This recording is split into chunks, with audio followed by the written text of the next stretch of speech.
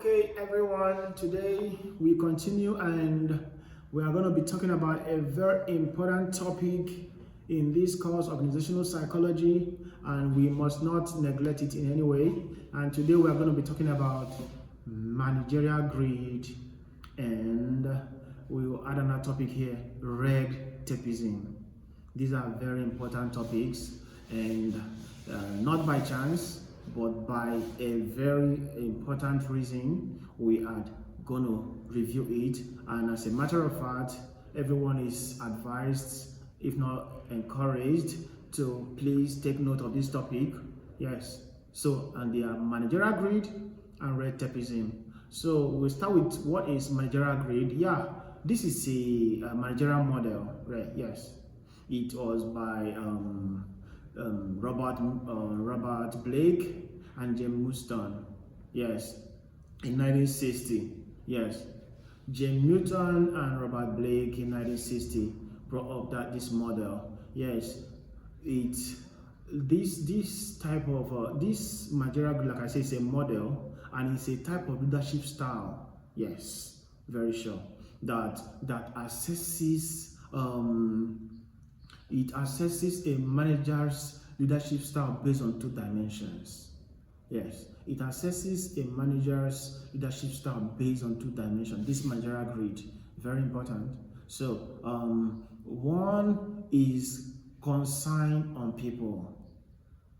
Consign on people, right? When you are focused on people's employees, that is their relationships, their growth, their development, their progress. This is when the kind of leadership style, this dimension, when you focus on that employee's welfare, their relationship, when you talk about interpersonal, intergroup, interorganizational relationships. How is the communication? How are they feeling? Are they feeling their voice are heard? Are they feeling their input are regarded? Are they having the right esteem? Are they having the opportunity to grow in the job, right? Yeah, we're going to be talking about that when we're talking about motivation, though. But there are the theories of motivation. But this is the first dimension. The second dimension, concern for production, right? Achieving goals, productivity, right, and efficiency. When the manager focuses on productivity, yes, he's concerned for production, right? Now, there is these the plots, yes, they always plot it based on 5 different leadership styles. They want to analyze it, a graph or plot it based on 5 types of leaders or leadership styles. Yes. One, we have impoverished. Yes, impoverished, we say this is low on people and low on productivity or production. This one is very ineffective, according to the managerial grid as plotted 9 against 9 via 5 leadership styles. Yes, so impoverished is number 1, and we have authoritarian. Authoritarian is high on productivity or production or productivity, yeah, let's use that, and low on people. Yes, this one is very autocratic. Remember, I said impoverished style is low on both on productivity and people, right? And we said it is very ineffective. The second one by the graph or the leadership style is authoritarian, and we say it's high on productivity and low on people, and we say this one is very autocratic in nature, right? The third one is country club. Yes, country club, high on people and low on production. Takes priority on people but low on production. This one is very lenient. Yes, and human behavior, when you are too lenient, your guess is as good as mine, right? Now, the number 4 is middle of the road. Middle of the road, that's what we call it. Here, yes, the concern for people and production is rather so moderate. Yes, so moderate. Yes, this one is compromising. It's compromising level, or we can call it that, come from compromising leadership style. Remember, the first one highlighted something like ineffective leadership style. The second one highlighted something like autocratic leadership style. The third one, where we talked about country club style, is a lenient leadership style. That style is very lenient. This particular one is the style that is compromising, moderate on production, moderate on people. That is very compromising, actually, right? Then the fifth one is team leader. Team leader, high on production, high on people, and this is very effective. The fifth one is very effective. So this is managerial grid, and it's very important you understand what we talked about and how we highlighted them. You look at the first one, like we said, ineffective; the second one, autocratic; the third one, lenient; the fourth one, compromising; and the fifth one is the effective leadership style, right? Which is high on productivity, high on people. Because the essence of IO psychology is how to maximize satisfaction in respect to the employees, and in respect to that, could be able to maximize productivity at the same time, right? So from here we want to discuss red tapeism. Red tapeism. So this is simply talking about excessive bureaucracy, rules, regulations that hinder productivity, that hinder progress. Yes, that is what we call red tapeism. Excessive bureaucratic rules, regulation that could hinder progress and productivity in the organization, right? Okay.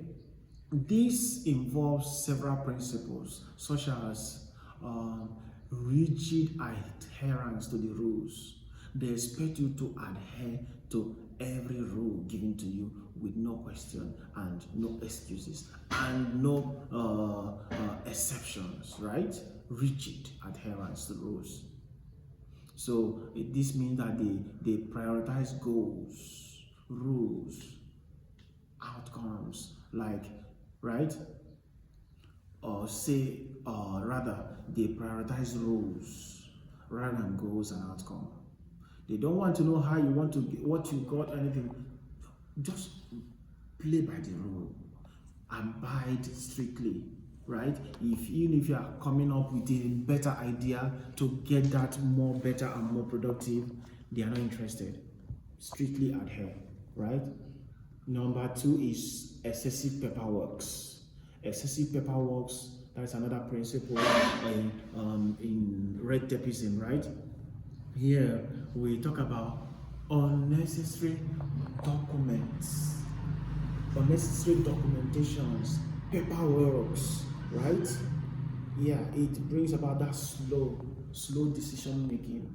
Yeah, it can lead to slow decision making because everything must be documented, calculated, and everything, right?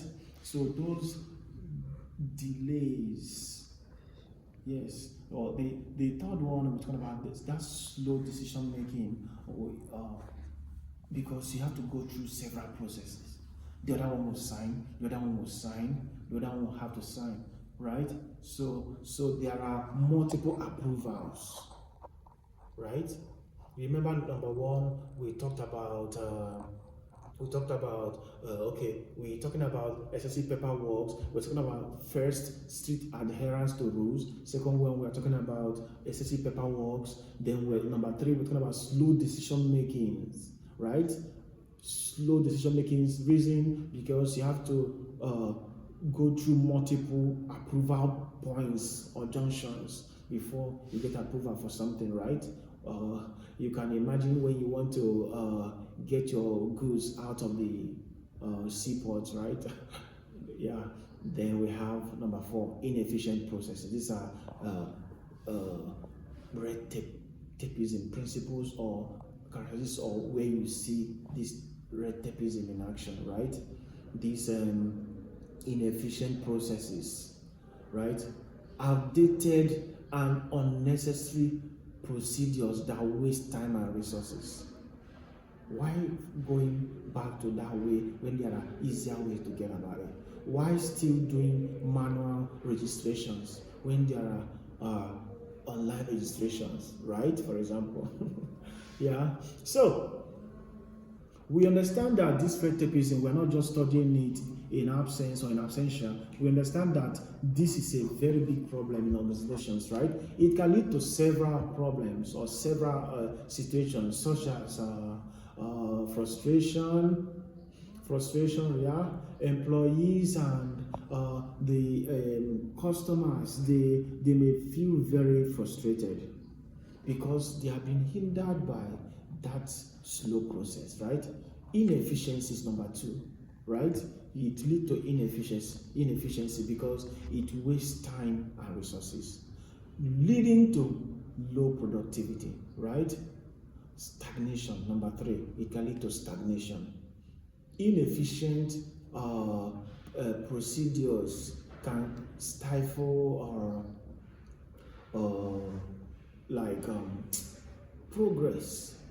These unnecessary rules can lead to that, right? It can stifle this success, progress in the organization.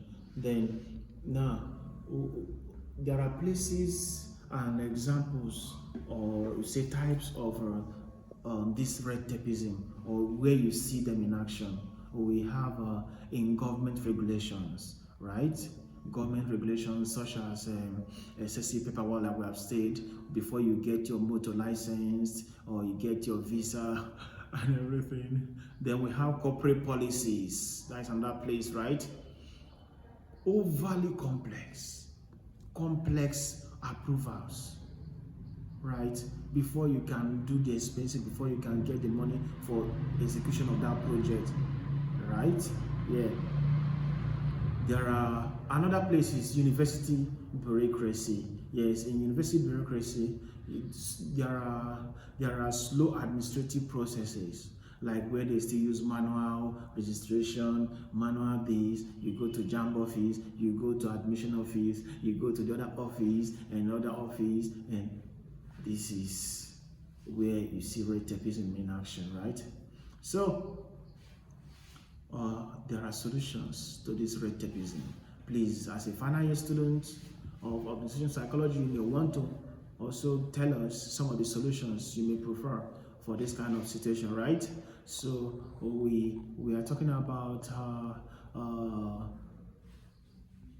addressing these problems. We're talking about streamline the processes by simplifying situations, steps and strategies, simplify them. Empower the employees, give them the autonomy to make decisions and take ownership of situations, right? Reduce bureaucracy, strict rules, they can hinder, right? All these not necessarily regulations to keep stability and harmony, right? But this one that they are really unnecessary and they are hindering the progress of the organization, right? So reduce these layers of authority. If I needed to sign via 5 approval points, you could reduce up to 3 or 2, right? Implement technology. Online registration would be cool, right? We don't need to wait for all of those things. We would rather use our card to see our result than waiting for. Anyways, that is by the way. I know most of you don't like that. Okay. Automated tests, that's what I'm saying in essence. Digital tools, they can go a long way to make things easier. So, this is the size of it, and this is where we come about this video. And I'm still requesting that you subscribe, you like and share, and give us your questions and comment on our comment box, and please share with your friends. We are glad to have you, and we'll be glad to have your friends also on board. Thank you, and see you in the next video.